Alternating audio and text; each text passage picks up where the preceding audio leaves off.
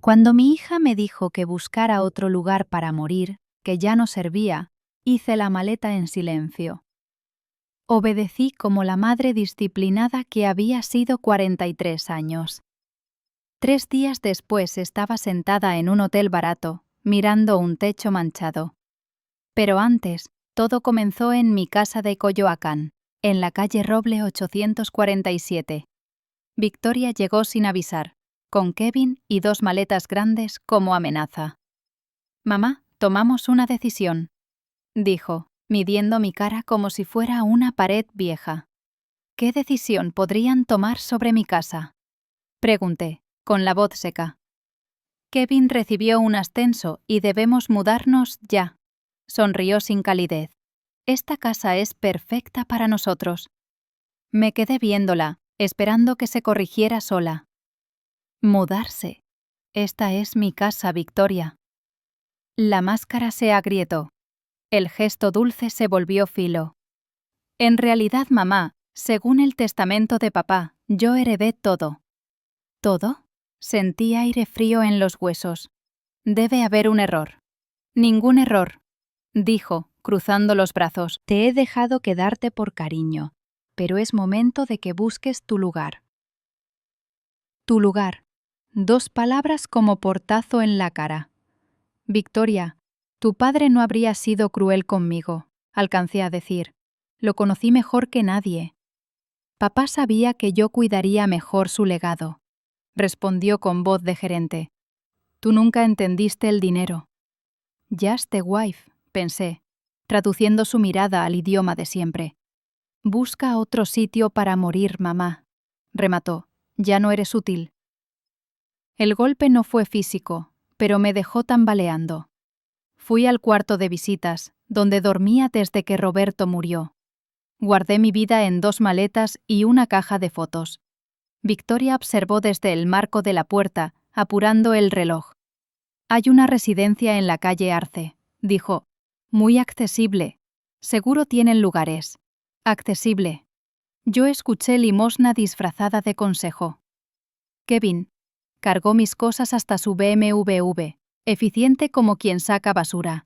«Margarita, vas a disfrutar tu independencia», dijo, sin mirarme a los ojos. Independencia significaba sin casa, sin historia, sin nombre en el timbre. Al alejarnos, vi mi bugambilia en el espejo lateral, pequeña como un recuerdo. Esa bugambilia la plantamos Roberto y yo cuando Victoria entró a la primaria. La ciudad se movía indiferente. El microbús pitó. Un vendedor ofreció mazapanes. Yo apretaba una caja de fotos como si fuera un salvavidas. El Hotel Amanecer olía a cloro cansado y a cigarro viejo. «Una habitación sencilla», dijo Victoria como quien elige una salsa. Pagó 3 noches. Me puso 3.400 pesos mexicanos en la palma con gesto de propina. «Esto te alcanza mientras te instalas», sonrió sin dientes. «¿Instalarme en qué?», pregunté en silencio, tragándome la dignidad como pastilla amarga. La habitación tenía toallas delgadas y una ventana sin vista. El ventilador hacía un ruido que parecía llover por dentro. Me senté en la orilla de la cama y conté los azulejos. 49 por lado. Me gustó que fueran números claros. Lloré sin sonido. La lástima de uno mismo siempre es ruidosa por dentro. Cuando paré, encendí la lámpara y respiré despacio. Victoria me había dicho que todo era suyo: casa, cuentas, recuerdos. Pero Roberto había sido meticuloso como relojero. No encajaba esa crueldad. Recordé su mano sobre la mía el día del último aniversario. «Si me pasa algo, todo queda claro», me dijo.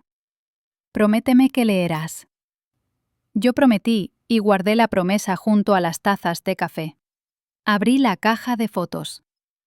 Roberto sonreía con un pastel de lumbre mínima. Victoria soplaba velas en otro tiempo. Tenía chongos y dientes chuecos.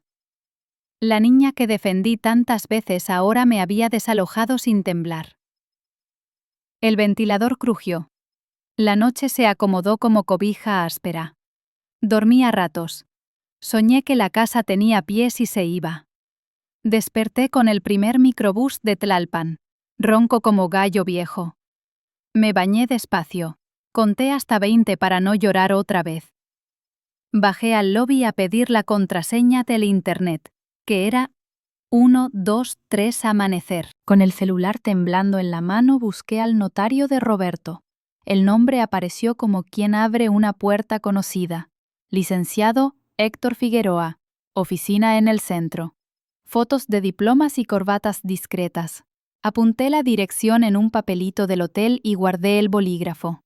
Pedí un café de máquina. Sabía a plástico tibio y esperanza. Me senté a planear el día con un mapa arrugado de la ciudad.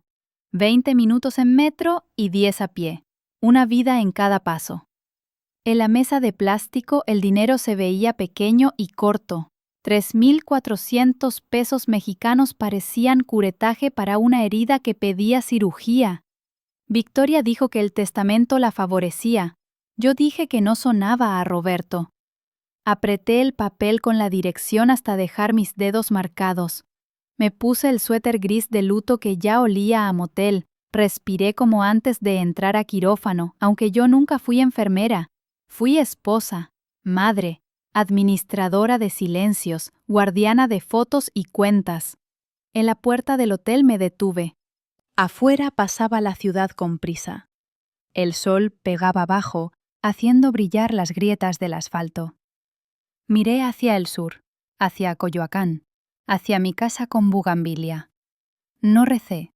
Hablé con Roberto, que para mí era lo mismo. Si me mentiste, te perdono. Susurré.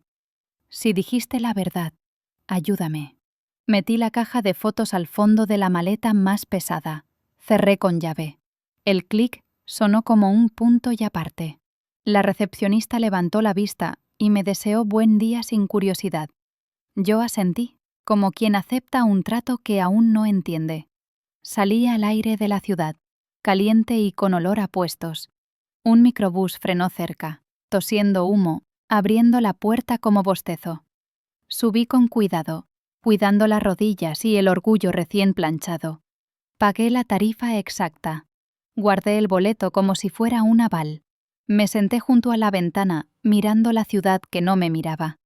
Di vuelta el celular y vi mi reflejo en negro brillante. No vi a una viuda inútil.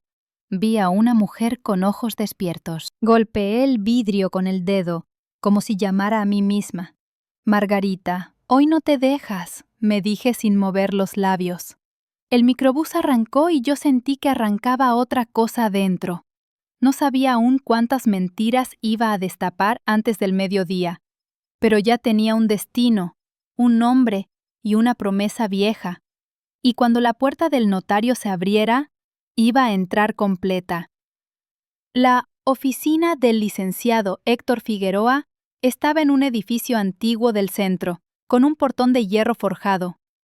El pasillo olía a madera encerada y papeles viejos. Me recordó la primaria de Victoria. La secretaria levantó la vista y sonrió con cortesía. ¿Tiene cita? No, pero es sobre la sucesión de mi esposo, Roberto Suárez. El nombre hizo que ella se enderezara en la silla. Un momento, por favor. Desapareció detrás de una puerta de caoba. Mi corazón golpeaba como tambor de procesión.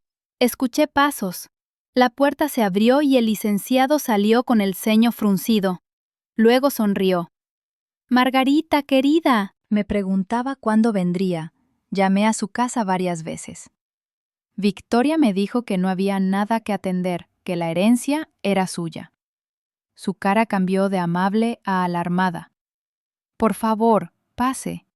El despacho olía a café recién hecho y tinta de impresora. Me senté en una silla de cuero que crujió bajo mi peso. Victoria me aseguró que Roberto me dejó sin nada, dije. Me sacó de la casa. El licenciado buscó un folder grueso en un archivero. Sus manos se movían con urgencia. Eso es imposible. Su esposo fue muy claro al actualizar el testamento hace 6 meses. Puso el documento frente a mí. reconocí la firma de Roberto, tan ordenada como siempre. «Aquí está», leyó.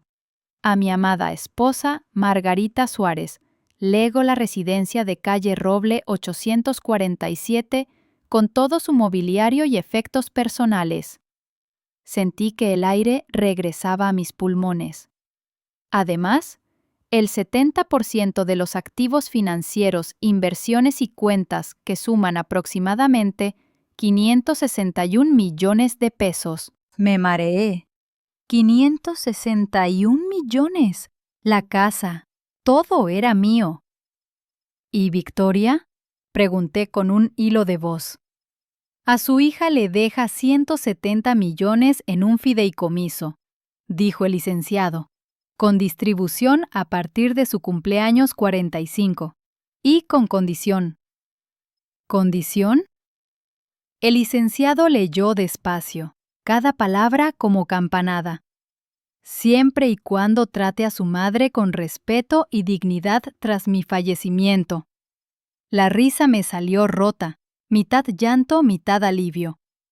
Roberto había previsto todo. Licenciado, Victoria me echó de mi propia casa. El rostro de Figueroa se endureció. Eso es violencia patrimonial. Además, falsificó su derecho a la herencia. Son delitos graves. El cuarto dio vueltas. Mi hija había cometido fraude, y yo tenía pruebas en la mano. ¿Qué hacemos?, pregunté, todavía con las piernas temblando. Primero, llamaré a la policía de investigación para levantar denuncia. Luego notificaremos a los bancos y congelaremos las cuentas que Victoria intentó mover. Sacó el teléfono de la oficina y empezó a marcar. Yo miré el documento como si fuera un salvoconducto. Roberto había pensado en mí, aun cuando yo no podía pensar. «Margarita», dijo el licenciado bajando la voz. Su esposo temía que Victoria hiciera algo así, por eso incluyó la cláusula. El nudo en mi garganta se desató en lágrimas silenciosas. No era solo herencia, era justicia. La secretaria entró con un vaso de agua. Lo bebí despacio, sintiendo cada trago como un regreso. El licenciado siguió hablando por teléfono, su voz firme y rápida. Palabras como fraude, medidas precautorias, notificación urgente, flotaban en el aire. Cuando colgó me miró con seriedad. «Margarita, en 6 horas su hija descubrirá que ha perdido no solo el dinero, sino también el derecho a recibir un centavo en el futuro». Me quedé quieta, dejando que la frase se asentara. 6 horas. En mi mente vi a Victoria en mi cocina, revisando catálogos de muebles, planeando su nueva vida. «Quiero estar allí cuando se entere», dije, sorprendida de mi propia voz. El licenciado asintió despacio. «Podemos organizar que la notificación se haga en persona». Me limpié las lágrimas con el dorso de la mano. Sentí algo que no sentía desde el funeral. No era tristeza, era fuerza. El licenciado me ofreció quedarse en su oficina mientras avanzaban los trámites, pero yo necesitaba aire. Salí al centro, donde los vendedores voceaban tlayudas y relojes pirata. El ruido me ayudó a pensar. Caminé despacio hasta una cafetería antigua de azulejos verdes. Pedí café de olla y pan dulce. En la mesa de mármol puse el testamento abierto para mirarlo otra vez. Roberto me había dejado todo, no por lástima, sino por decisión. El café sabía a canela y justicia. Me calentó la garganta y el orgullo. Saqué el celular y lo encendí. 20 mensajes de Victoria, todos sin abrir. Guardé el teléfono sin leerlos. No iba a darle espacio en mi mente todavía. Cuando terminé el café regresé al despacho. El licenciado ya tenía noticias. Los bancos confirmaron. Todas las cuentas están congeladas. Victoria no podrá mover un peso. Sentí una chispa de satisfacción. Era como si el piso volviera a estar firme. También levanté la denuncia formal. La comandante Rodríguez se encargará de la investigación. ¿Vendrán a detenerla?, pregunté. Primero harán citatorio, pero si intenta disponer de bienes, se procede a detención. Imaginé la cara de Victoria cuando su tarjeta fuera rechazada en alguna boutique de Polanco. El licenciado extendió otro documento. Este es su poder legal para que pueda recuperar la casa de inmediato. Firmé con mano firme, como si cada trazo borrara el despojo de la semana pasada. La secretaria me acompañó a la puerta. ¿Quiere que le pidamos un taxi?, preguntó. No, voy a pasar por mi casa. Necesito verla. El sol de mediodía caía fuerte sobre las banquetas. Caminé hasta la estación del metro. En el vagón lleno me sostuve de un tubo, pensando en el aroma del patio de bugambilias. Cuando bajé en Coyoacán, el corazón me latía en las sienes. Mi casa estaba allí, igual que siempre, pero parecía más grande. La reja verde seguía cerrada con el candado nuevo que Victoria había puesto. Saqué la copia de la llave que guardé en el bolso. Entré despacio. El aire olía a perfume caro mezclado con limpiador. Victoria ya se había mudado. En la sala, sus maletas abiertas escupían ropa de marca. Zapatos en el sillón. Caminé hasta la cocina. La vajilla de mi boda estaba sobre la mesa, envuelta en papel. Era como si intentara borrar mis años, pieza por pieza. Escuché un auto detenerse. Era el BMW de Kevin. Sus pasos en la grava sonaban seguros. «Mamá, ¿qué haces aquí?», preguntó Victoria al verme en la puerta. La miré con calma. Ya no me temblaban las manos. «Estoy en mi casa», respondí. «Y tú, Victoria, estás de ocupante ilegal». Su risa fue corta, nerviosa. «No puedes hablar en serio. Todo esto es mío». Saqué la copia del testamento y la puse sobre la barra de la cocina. «Léelo. Con cuidado». Victoria lo tomó, y por primera vez vi miedo en su rostro. «Esto es una trampa», dijo, pero su voz ya no sonaba tan firme. «Es la voluntad de tu padre», repliqué, «y la ley lo respalda». Kevin entró en ese momento. Vio el documento y frunció el ceño. «Victoria, necesitamos hablar», dijo en voz baja. Pero ya era tarde. La sirena de una patrulla se escuchó a lo lejos, acercándose. La patrulla se detuvo frente a la casa. 2 agentes de la policía de investigación bajaron con carpetas en mano. Victoria dio un paso atrás, como si la cocina se hubiera encogido. «¿Quién llamó a la policía?», susurró. «Yo», dije con calma. «Esta es una denuncia formal». La comandante Rodríguez entró, uniforme impecable y mirada firme. «¿Margarita Suárez?», preguntó. «Sí, comandante. Venimos a notificar medidas precautorias. Nadie puede sacar objetos de esta casa hasta nuevo aviso». Victoria levantó las manos, furiosa. «Esto es un abuso. Soy la heredera». La comandante abrió la carpeta y leyó. «Según el testamento, usted es beneficiaria solo bajo condición de trato digno hacia la señora Suárez. Hemos recibido denuncia de despojo y violencia patrimonial. Desde este momento queda advertida». Kevin intentó intervenir. «Oficial, esto puede resolverse entre familia». Rodríguez lo miró con frialdad. «Señor Ace, absténgase de obstaculizar. Si insisten en permanecer, se levantará acta por usurpación». Victoria me miró pálida. «Mamá, no puedes hacerme esto». «Lo hiciste tú primero», respondí. «Me echaste de mi casa». La comandante me pidió acompañarla para un inventario rápido. Recorrimos cada cuarto, tomando fotos de muebles, documentos y objetos de valor. En el dormitorio principal vi que Victoria ya había colgado sus vestidos en mi closet. Saqué uno y lo dejé sobre la cama. «Estos son suyos», dije. «Podrá recogerlos cuando el juez lo autorice». Al final, la comandante me entregó un acta sellada.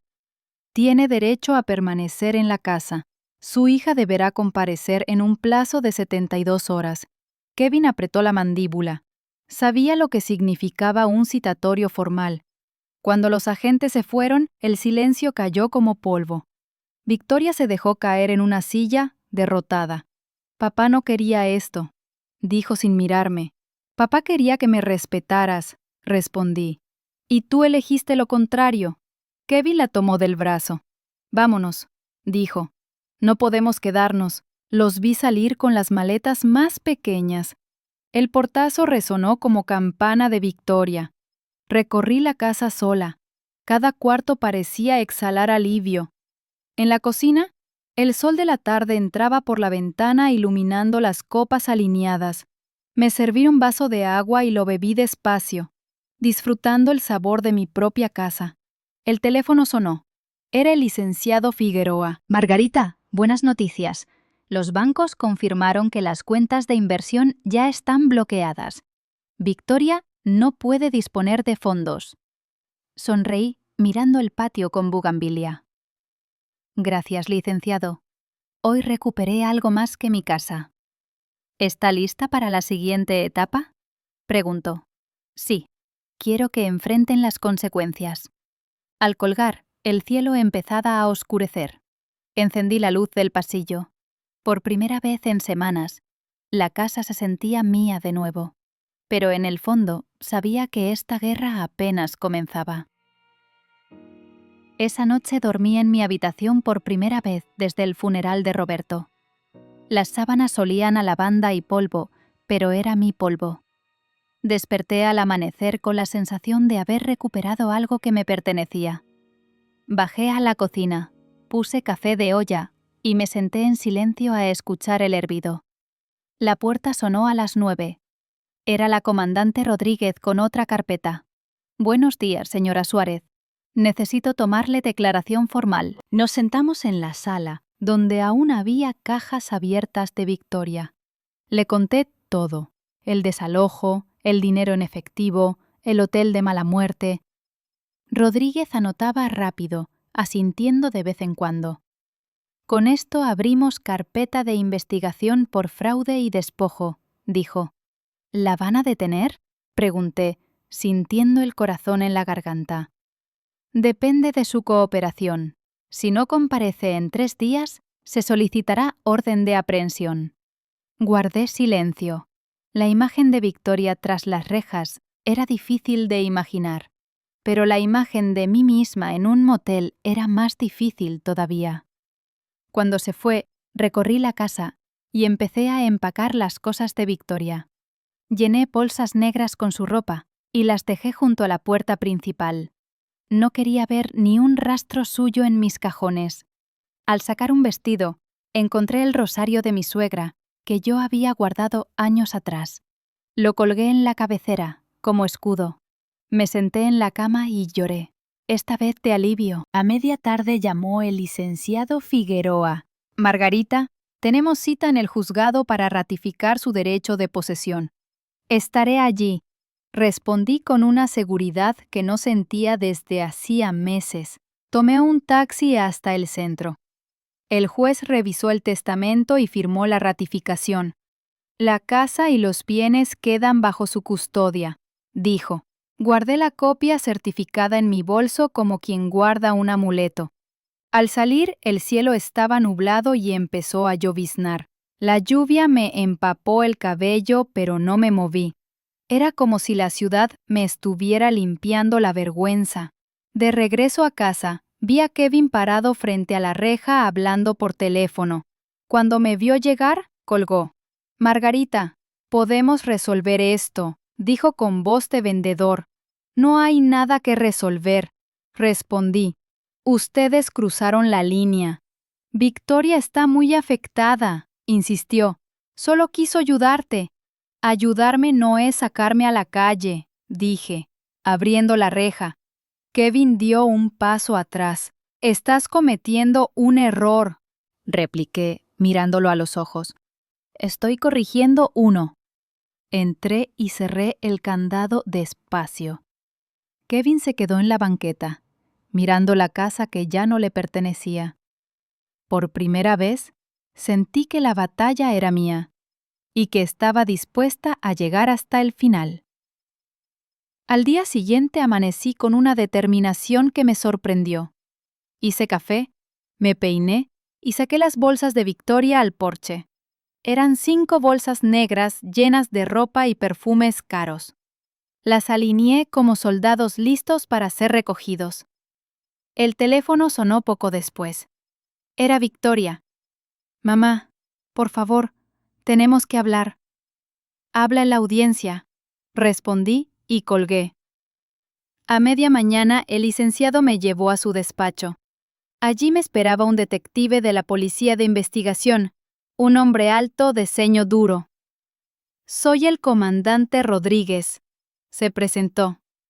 «Llevaré el caso de fraude y falsificación». Puso sobre la mesa copias del testamento y las comparó con los documentos que Victoria presentó. «Estos son falsificados», dijo con firmeza. «Muy bien hechos, pero falsos». Mi estómago se encogió. Kevin debía haber usado sus contactos para crearlos. ¿Van a proceder contra los dos?, pregunté. Sí, hay indicios de conspiración. También rastrearemos transferencias y pagos sospechosos. El licenciado asintió. Esto es más grande de lo que pensábamos. El detective guardó los papeles en una carpeta sellada. En unas horas se congelarán todas las cuentas a nombre de su hija y su yerno. Me quedé en silencio, imaginando la escena. Tarjetas declinadas, cheques rebotando. Era una justicia fría, pero justicia al fin. Salí del despacho sintiéndome más ligera. Caminé por Madero, viendo escaparates sin pensar en comprar nada. En la tarde recibí una llamada de un número desconocido. «¿Margarita Suárez?», preguntó una voz femenina. «Soy Janet Cooper de Canal 7 Noticias». Me detuve en seco. «Queremos cubrir su caso de violencia patrimonial. Podría ayudar a otras mujeres». Miré mi reflejo en el cristal de una tienda. La mujer que me miraba ya no era la viuda derrotada de hace días. «Necesito tiempo para decidir», respondí. «Por supuesto, podemos esperar su autorización», dijo Janet, dejando su número. Guardé el contacto. Tal vez mi historia podía servir para algo más que venganza. Esa noche, de regreso en la casa, la bugambilia estaba iluminada por la luna. La miré como si fuera un testigo silencioso. «Recuperé lo que es mío, Roberto», susurré. «Pero esto apenas empieza». Al entrar, la casa olía a limpio. Puse música suave y cené sola, sin prisa. Al terminar, guardé la copia certificada del testamento en la caja fuerte. Luego apagué las luces y subí a dormir. En la oscuridad, por primera vez en semanas, no tuve miedo.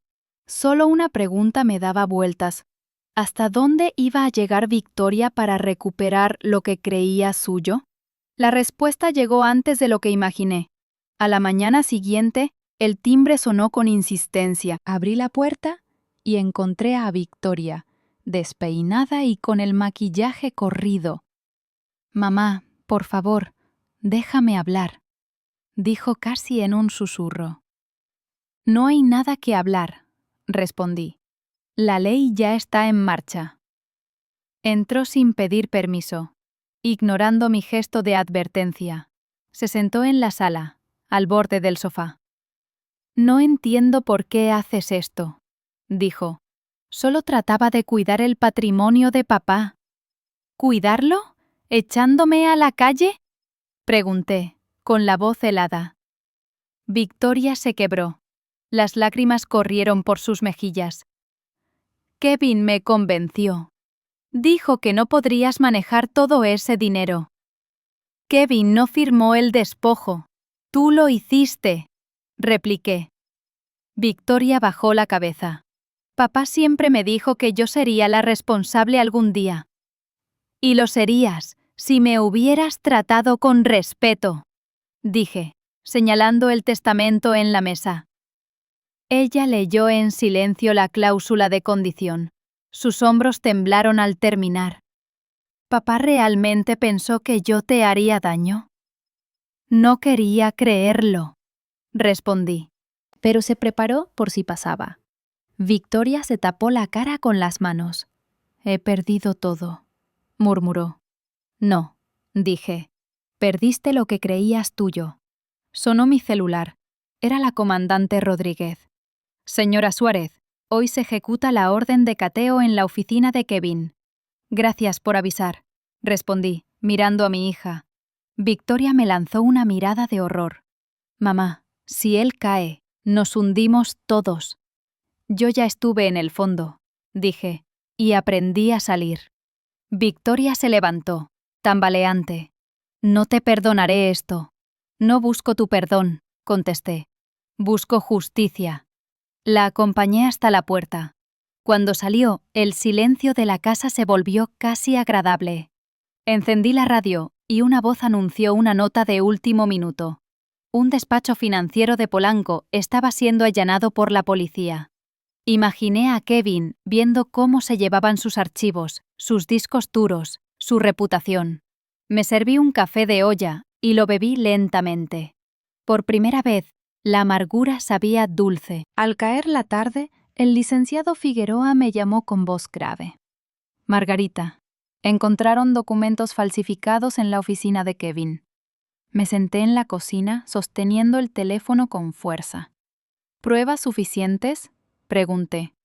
Más que suficientes. Contratos manipulados, firmas escaneadas, incluso borradores del testamento anterior. Cerré los ojos. Todo había sido planeado con precisión. Entonces él no solo ayudó, dirigió la operación. Eso parece, confirmó el licenciado. La comandante Rodríguez solicitará orden de aprehensión en las próximas horas. Colgué y miré el patio iluminado por el último rayo de sol.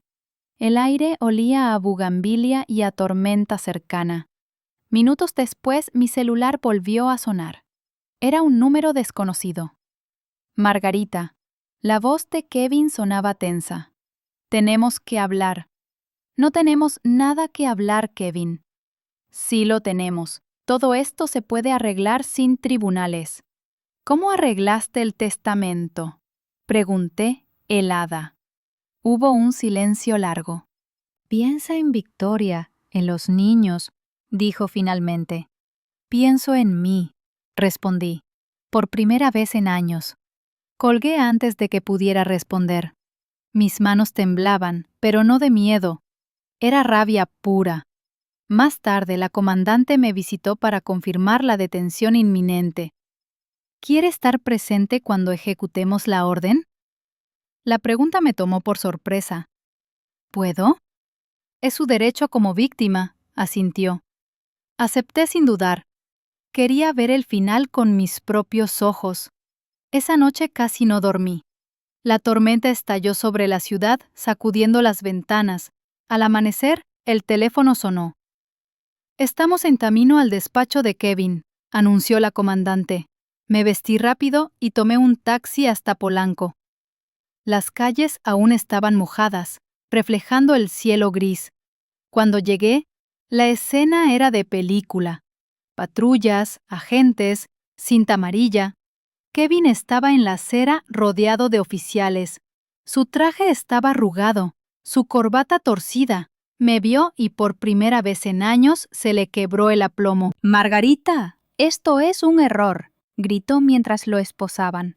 «No», respondí firme. «Esto es justicia». Los fotógrafos de prensa tomaban fotos. Su rostro quedaría en los periódicos de la tarde. Mientras lo subían a la patrulla, la comandante se acercó a mí. «Ahora comenzará lo verdaderamente complicado». Asentí. Lo sabía. Lo que había empezado como una disputa familiar estaba a punto de convertirse en un escándalo público. Esa misma tarde las noticias ya hablaban del arresto de Kevin Hayes. Las imágenes lo mostraban entrando a la patrulla, esposado, el rostro endurecido. Me senté en la sala, viendo el noticiero con una mezcla de alivio y vértigo. Victoria no había llamado en todo el día, pero sabía que lo haría. El teléfono sonó a las 6 en punto. «Mamá, ¿qué hiciste?». Su voz sonaba rota, casi irreconocible. «Lo que tenía que hacer», respondí. Kevin es el padre de mis hijos. ¿Quieres que crezcan visitando a su papá en prisión? Quiero que crezcan sabiendo la diferencia entre justicia y abuso. Hubo un largo silencio. Mamá, por favor, podemos resolverlo, podemos negociar. Ya no es asunto mío, dije. Ahora es asunto de la fiscalía. Victoria respiró hondo. Mañana iré a verte. Necesitamos hablar cara a cara. Ven, respondí. Pero ven sola. Colgué y me quedé mirando la bugambilia por la ventana. El viento sacudía las flores, cubriendo el patio de pétalos. Al día siguiente, Victoria llegó temprano. Traía el cabello recogido, la cara pálida. Se sentó a la mesa sin que yo la invitara. Mamá, estoy dispuesta a devolverte todo. Solo retira la denuncia. No es una denuncia de dinero, Victoria. Es por el daño que me hiciste. Ella apretó las manos sobre la mesa.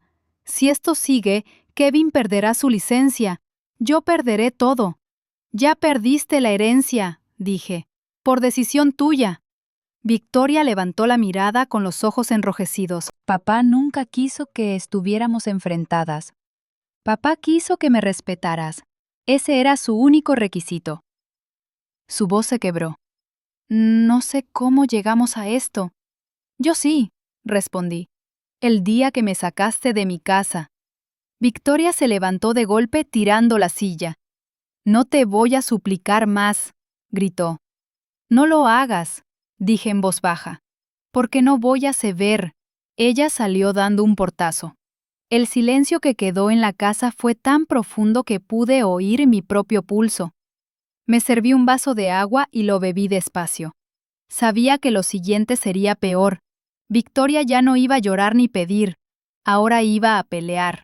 La pelea comenzó al día siguiente. Mi abogado me llamó temprano para advertirme. Margarita, los abogados de Victoria están intentando impugnar el testamento. Me quedé quieta, con la taza de la café en la mano. ¿Con qué argumento? Dicen que usted no está en condiciones emocionales de manejar la herencia. Reí sin humor. Después de todo lo que han hecho, ahora cuestionan mi capacidad. No se preocupe, dijo el licenciado. Tenemos pruebas de que está actuando de forma coherente y dentro de la ley. Colgué y respiré hondo.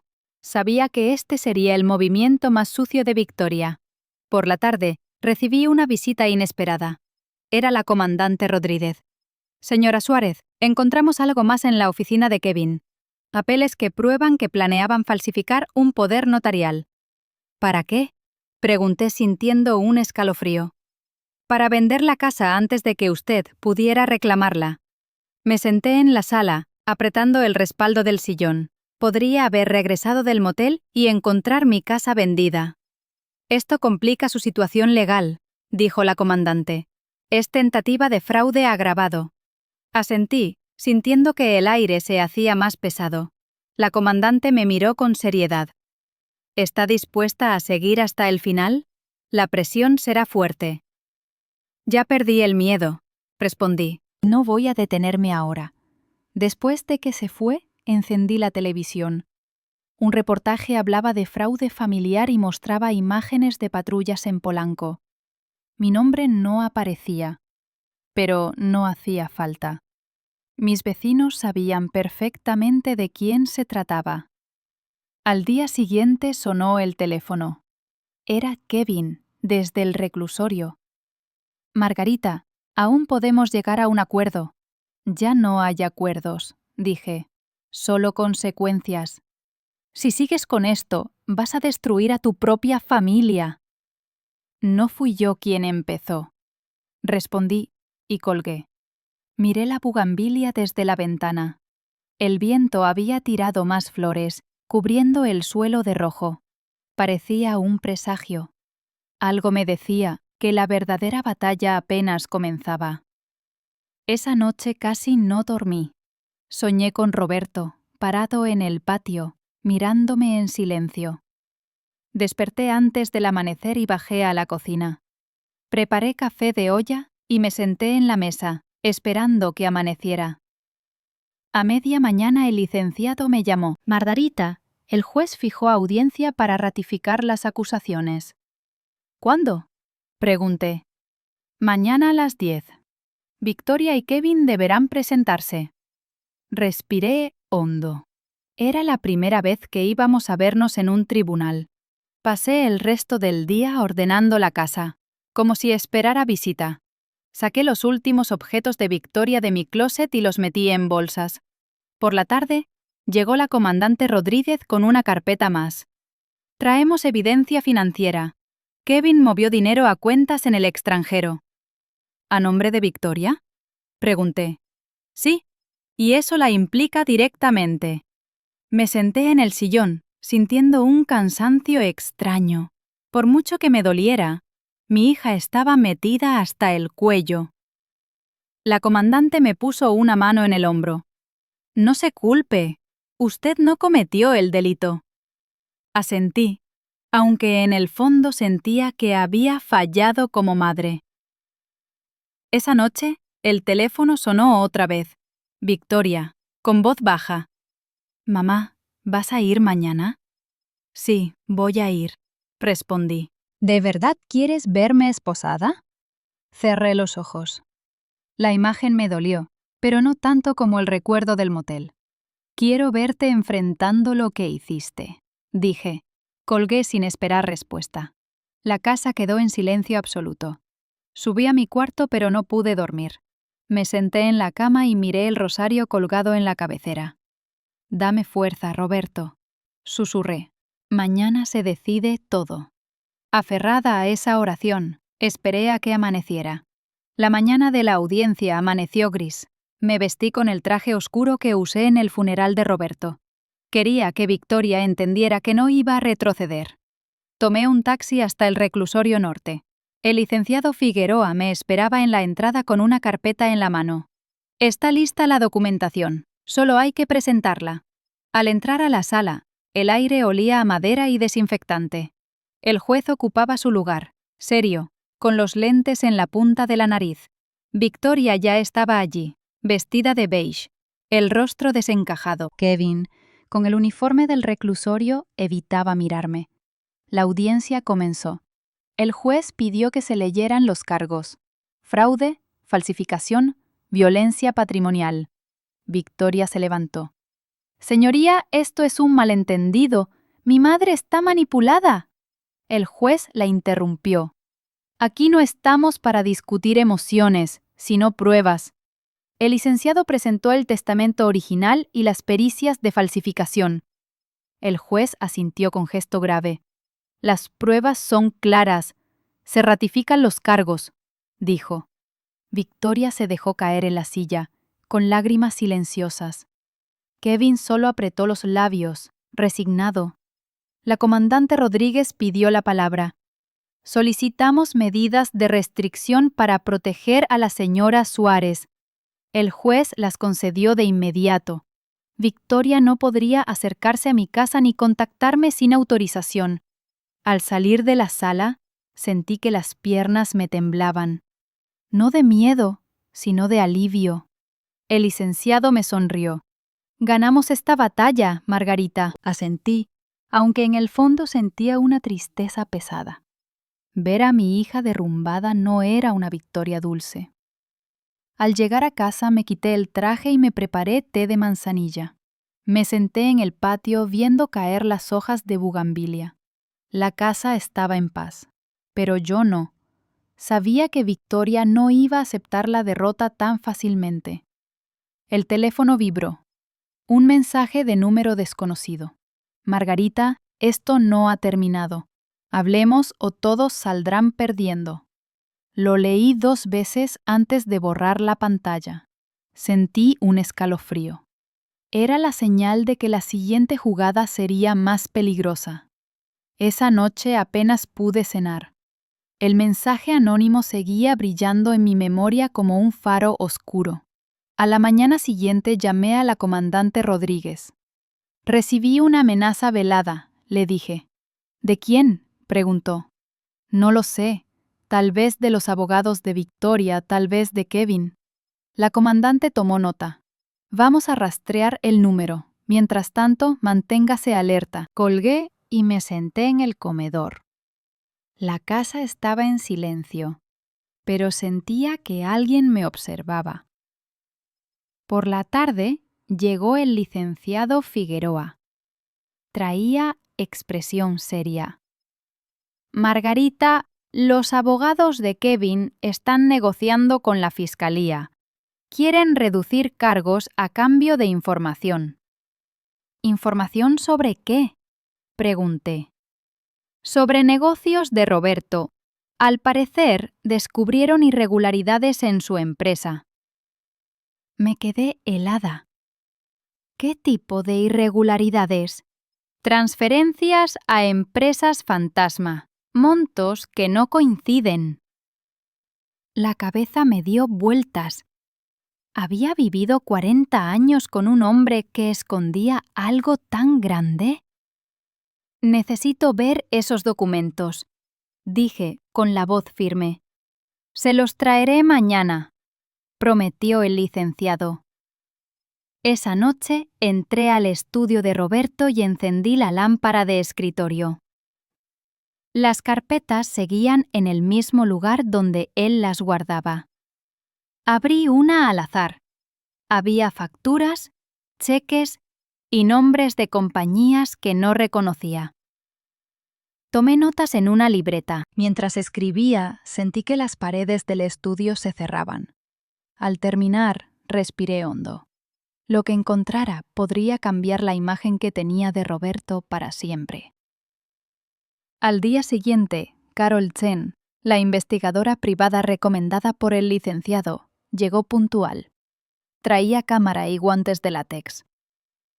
Necesito revisar todos los archivos, me dijo. La dejé sola en el estudio mientras yo preparaba café.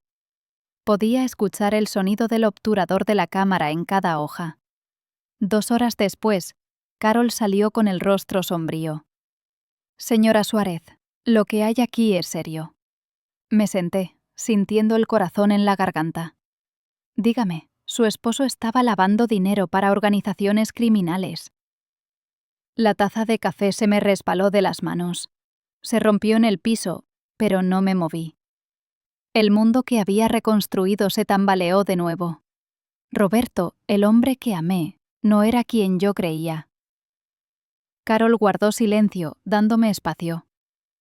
Hay más, dijo al fin. El dinero que dejó en el fideicomiso de Victoria proviene de esas operaciones. Me cubrí el rostro con las manos. Todo lo que estábamos peleando estaba manchado. Si el gobierno descubre esto, confiscarán los bienes, agregó Carol. ¿Todo?, pregunté. Todo. La casa, las cuentas, las inversiones. Me quedé en silencio largo rato. La victoria que había sentido en el tribunal se convirtió en ceniza. Ahora tenía que decidir si proteger el legado de Roberto o destruirlo para salvarme a mí misma. Esa noche no encendí ninguna luz. Me quedé en el estudio de Roberto, rodeada de papeles como si fueran fantasmas. A medianoche llamé a Carol. Quiero que contactes a la FGR. Prefiero ir yo antes de que lo hagan Victoria y Kevin. ¿Estás segura?, preguntó ella. Perderá gran parte del dinero. Prefiero perder dinero que mi libertad, respondí. A la mañana siguiente, el licenciado me acompañó a la reunión con la Agencia de Investigación Criminal. La agente federal Sara Martínez nos esperaba en una sala austera. Señora Suárez, ¿entiende que al declarar podría admitir haber usado recursos de procedencia ilícita? Lo entiendo, pero no voy a dejar que mi hija use esto para chantajearme. Relaté todo: el fraude de Victoria, las falsificaciones de Kevin y los documentos que había encontrado. La agente tomó notas sin levantar la vista. Podemos ofrecerle cooperación, dijo al final. Eso podría salvar su casa y parte de los fondos. Asentí. Haré lo que sea necesario. 3 horas después, regresé a casa con una mezcla de alivio y miedo. Sabía que la próxima jugada debía ser precisa. Por la tarde, recibí una llamada de Victoria. «Mamá, podemos resolver esto», dijo con voz tensa. Kevin hablará con la fiscalía. Ya hablé con ellos, respondí. Me ofrecí como testigo. El silencio del otro lado fue absoluto. ¿Qué hiciste?, susurró Victoria. Lo que tú no esperadas, dije.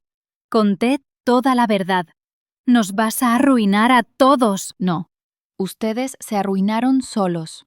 Colgué antes de escuchar más. Minutos después recibí una llamada de la agente Martínez. Señora Suárez, ¿estaría dispuesta a participar en una reunión grabada con su hija y su yerno? Sentí un escalofrío, pero respondí sin dudar. Sí, quiero que todo quede registrado. Esa noche casi no dormí. Me senté en la cocina mirando la puerta, esperando el día siguiente. Cuando el amanecer llegó, la ciudad estaba cubierta de neblina. Parecía un presagio de que algo definitivo estaba por suceder. La tarde siguiente, 2 agentes llegaron a mi casa para instalar el micrófono oculto. Me explicaron cómo funcionaba y dónde debía sentarme para que la grabación fuera clara. A las 8 en punto sonó el timbre. Victoria y Kevin entraron como si vinieran a una junta de negocios. Kevin llevaba un portafolio. Margarita, traemos una propuesta, dijo abriendo los papeles sobre la mesa. ¿Quieren que firme algo?, respondí manteniendo la voz tranquila. Victoria se adelantó. Mamá, es lo mejor para todos. Tú te quedas con la casa y 5 millones en activos limpios. ¿Y los 600 millones que me dejó Roberto? Ese dinero está manchado. No puedes quedártelo, replicó Kevin. La fiscalía lo confiscará. ¿Y ustedes?, pregunté. ¿Qué ganan con esto? Victoria tragó saliva. Retiran los cargos de fraude y Kevin no pierde su licencia. Reí sin humor. Así que quieren que yo los salve de la cárcel con mi cooperación. Piense los niños, dijo Victoria al borde de las lágrimas. Pensé en ellos cuando me echaste de mi casa, respondí. Kevin golpeó la mesa con la palma. Ya basta de sentimentalismos. Firma y terminamos esto. No, dije despacio. Esto apenas empieza. En ese instante, la puerta se abrió. La agente Martínez entró con 2 federales armados. Victoria Suárez de Hayes, Kevin Hayes, quedan detenidos por conspiración, fraude y tentativa de extorsión, anunció. Victoria me miró con una mezcla de furia y dolor. Mamá, ¿cómo pudiste? La misma forma en que ustedes pudieron falsificar la firma de tu padre, respondí, con decisión. Mientras los agentes los esposaban, Kevin intentó hablar. Margarita, no entiendes. Hay gente peligrosa detrás de esto. Entonces se enfrentarán más cargos, replicó la agente Martínez. También por intimidación a testigo. Los vi salir de mi casa escoltados. El portafolio quedó abierto sobre la mesa, las hojas volando con la corriente de aire. Me quedé de pie en medio de la sala, sintiendo que por fin la balanza se equilibraba. La guerra había terminado para ellos, pero para mí apenas comenzaba otra, una que implicaba reconstruir mi vida desde cero. Las semanas siguientes fueron un torbellino de audiencias y trámites. Los medios comenzaron a llamar a lo ocurrido el caso Suárez-Hayes. Las cuentas de Victoria y Kevin quedaron congeladas de manera definitiva. Ambos fueron sentenciados a 18 meses de prisión. El día que dieron el veredicto, salí del tribunal con el licenciado Figueroa. El aire de la ciudad olía a tierra mojada. Todo ha terminado, dijo él. No, apenas empieza, respondí. De regreso a casa caminé por el patio. Las flores de bugambilia caían como lluvia roja, cubriendo el piso. Abrí el estudio de Roberto. Los papeles que Carol había entregado a la fiscalía ya no estaban. El lugar parecía vacío, como si también él hubiera cerrado un ciclo. Respiré profundo y decidí transformar ese espacio. Mandé quitar el escritorio y pintar las paredes de blanco. Semanas después, el estudio se convirtió en un taller de pintura luminoso. Colgué mi primer autorretrato, una mujer de pie, mirando de frente, con luz en el rostro. No era la viuda que se fue de su casa con 2 maletas. Era una mujer que había defendido lo suyo y ganado. La noticia del caso seguía en los noticieros, pero yo ya no temía escucharlos. La agente Martínez me llamó para informarme que la operación contra la familia Torino había concluido. Gracias a la cooperación de su esposo, hubo más de 40 detenciones, dijo. Colgué y me quedé en silencio pensando en Roberto. Quizá nunca conocería toda su historia, pero ahora entendía su decisión final. Por la tarde la doctora Sarah Chen llegó con reportes financieros. Su fundación ya está en marcha. Los primeros beneficiarios han sido seleccionados. Asentí sintiendo un orgullo sereno. Había convertido el dolor en algo útil. Días después recibí una carta de Victoria desde el reclusorio. No la abrí. La guardé en un cajón. El perdón, si llegaba, tendría que esperar. Primero debía asegurarme de que mi nueva vida estuviera bien cimentada. Al anochecer encendí las luces del taller. El cuadro reflejaba mi propio cambio, firmeza, claridad, futuro. Miré por la ventana. El sol se estaba ocultando y el cielo de la ciudad se encendía de naranja. Por primera vez en mucho tiempo sonreí sin amargura. Había sobrevivido, había luchado y había ganado. Y lo mejor de todo, esta vez el futuro me pertenecía solo a mí.